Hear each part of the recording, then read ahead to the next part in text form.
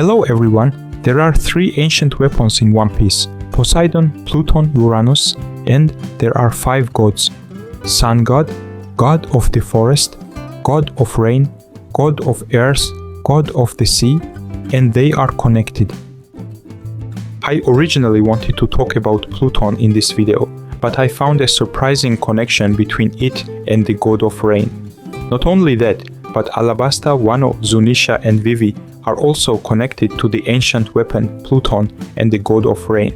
I believe Oda has hidden the identities of the ancient gods in plain sight: Luffy, Shirahoshi, Vegapunk, and now Vivi. This will be a bit of a deep dive into the One Piece world, but stay with me.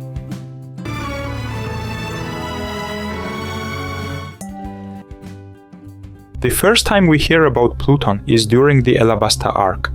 In fact, the whole arc happens because Crocodile is searching for Pluton in Alabasta, and he works so hard to obtain it, even willing to sacrifice the whole country. But it turns out, it's not in Alabasta at all, it's in Wano. So why would Crocodile be so sure it was in Alabasta? Well, his suspicions were valid, because Alabasta, the god of rain, and Pluton are connected. In fact, I won't be able to talk about Pluton without first explaining the god of rain, and the god of rain is most probably Vivi. There is a small chance it might be Momo, but I am 99% sure it's Vivi, and this is why. Alabasta, while being one of the biggest islands in One Piece, is a desert. It barely rains there. But what if I told you it used to rain a lot? The capital, Alubarna, is surprisingly located on higher ground than the rest of the country. Why? Because the rest of the country was once covered by water. In fact, wherever Pluton goes, it seems to affect the rain. That's why Wano is covered with water. People now live at higher altitudes because the lower parts are flooded. Not only that, it's rainwater, not salt water. If the water disappeared, we'd have a landscape similar to Alubarna in Alabasta. In Alabasta, Crocodile literally stole the rain. People were suffering and war broke out because there was no rain or water. Crocodile and Baroque works used dancing powder to steal rain from other regions. Vivi was the one who freed the country from Crocodile, with the help of the Straw Hats. In a way, Vivi brought the rain back to Alabasta. Remember Shirahoshi, the god of the sea? When she got angry, she screamed, and sea monsters appeared. She is Poseidon and summoned the Sea Kings with her power. Exactly the same thing happened with Vivi. When she was desperate and screamed during the final battle in Alabasta, rain appeared. Her codename in Baroque works was Miss Wednesday. Wednesday? When? Huh? What day? The word for Wednesday in Japanese is the same kanji as water. It's not exactly the same as rain, but in Japanese literature and poetry, Wednesday is associated with it. Something like, it's raining on Wednesday, water day. Now let's talk about Alabasta's design. It's clearly modeled after Egypt. A desert country, pyramids, guardians like Pel, a falcon based on the god Horus, and Chaka, a jackal based on Anubis. We also see references to 2 other Egyptian gods, Wadjet, the snake, symbolized by cobra, Sobek, the crocodile, clearly represented by crocodile. But what about cats? If Alabasta is based on Egypt, there should be cats. And in Egyptian mythology, there is one rain-associated cat deity, Bastet. She connects directly to Vivi. Cat statues appear all over Alabasta.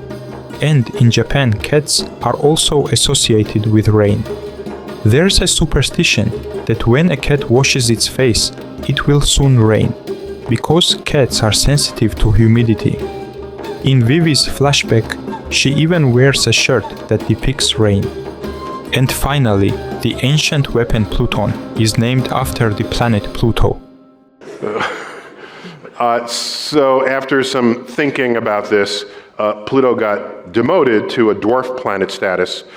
Well, maybe not a planet anymore, but we are not here to debate astronomy. But Pluto is definitely associated with rain and underworld themes in mythology. Pluto in water signs, Cancer, Scorpio, Pisces, is often described as feeling like a whale consciousness, deep feeling, intuitive, quiet but immense. Whale imagery is used to describe the emotional and karmic depth that Pluto represents. In fact, Pluto has a dark and reddish whale-shaped region observed by the New Horizons spacecraft, and that inspired Oda to connect rain, Pluto, and whales in one piece. Remember when we first met Vivi? Yes, when the Straw Hats entered the Grand Line for the first time, we also met Laboon. Vivi was there to hunt down Laboon. These two characters were introduced at the exact same time. Remember the second time we saw whales, when the crew entered the New World. Whales in One Piece have deep meaning. They always appear during important events. There is also a whale tree on top of Zunisha, where the red poneglyph is located, and whales are depicted on the Harley text, and there is a rain right above them. But wait, there's more. We found out that the sea god was present during the final showdown between Joy Boy, Imu, and the celestial dragons. That sea god is the mermaid princess, the ancient weapon Poseidon. The current reincarnation of Poseidon is Shirahoshi. But I want to focus on one mystery that followed this revelation. When Roger and Odin overheard the Sea King's conversation, the Sea King spoke of two monarchs and the promised day when they would meet, even saying that the whales will be happy. Now, we all assumed the two monarchs were Shirahoshi and Luffy, but there's a problem. Luffy is not a monarch. He never was and never intends to be.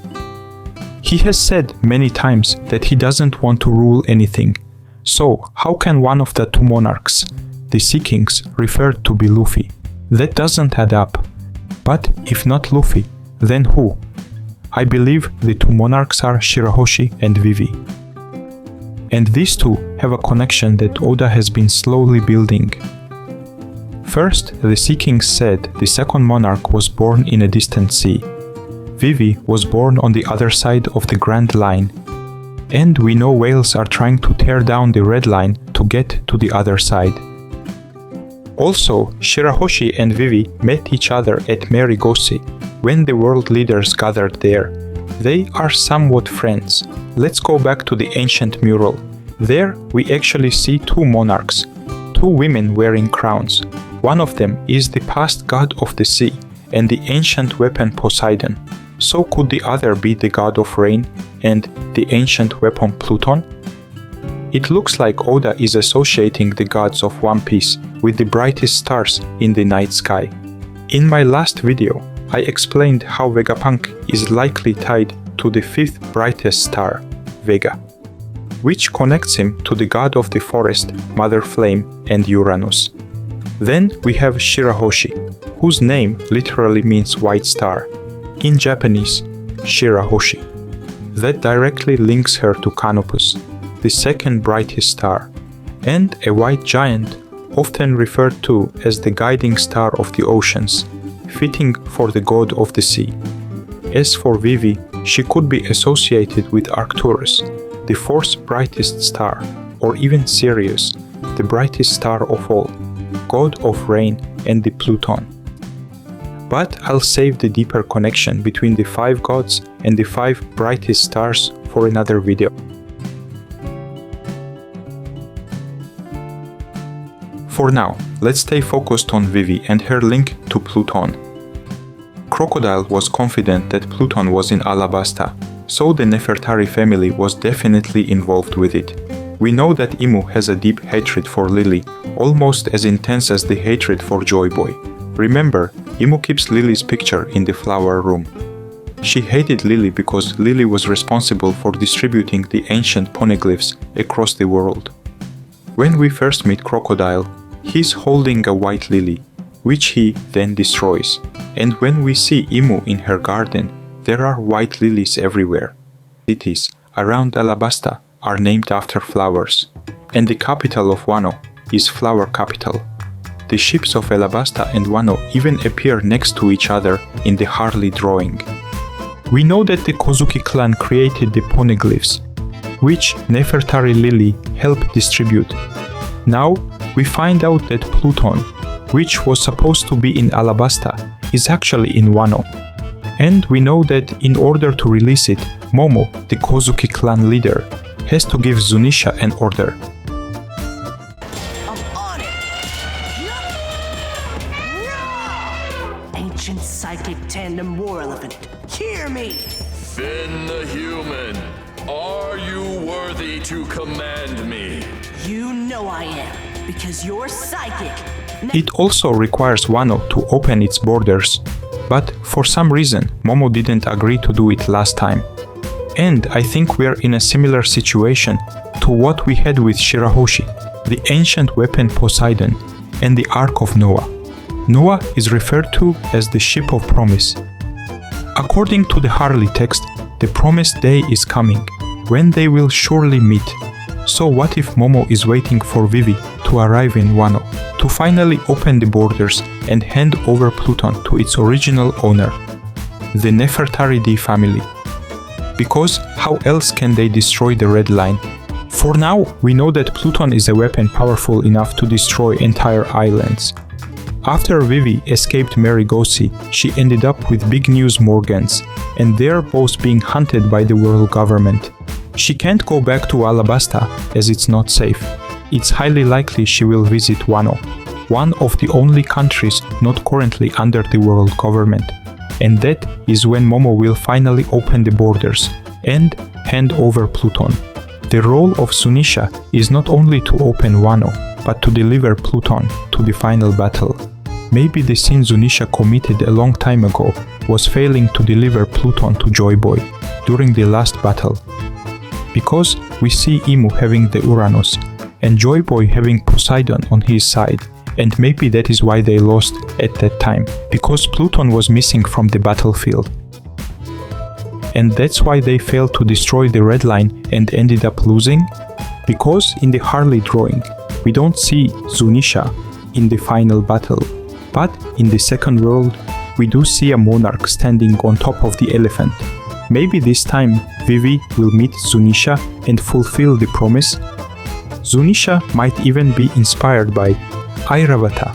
In Hindu mythology, Airavata is a white elephant who creates clouds and rain. Zunisha is so tall it's covered in clouds, and it constantly creates rainfall.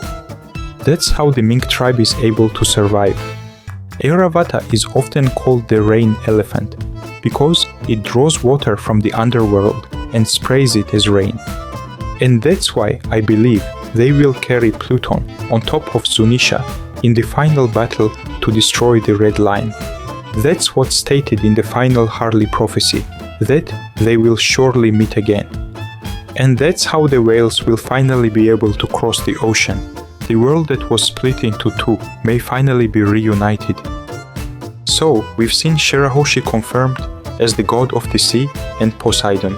Vegapunk fits perfectly as the god of the forest, likely tied to Uranus. Now all signs point to Vivi as the god of rain, directly tied to Pluton.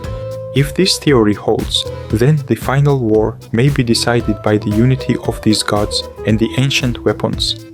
And Vivi, long thought of as a background character, might just be one of the most important keys in all of One Piece. Next, I'm planning to talk about Cross Guild. But if this video does well, I'll make a summary theory covering all 5 gods of One Piece and who each of them might be. As always, thank you for watching. Please like and subscribe, and I'll see you next time.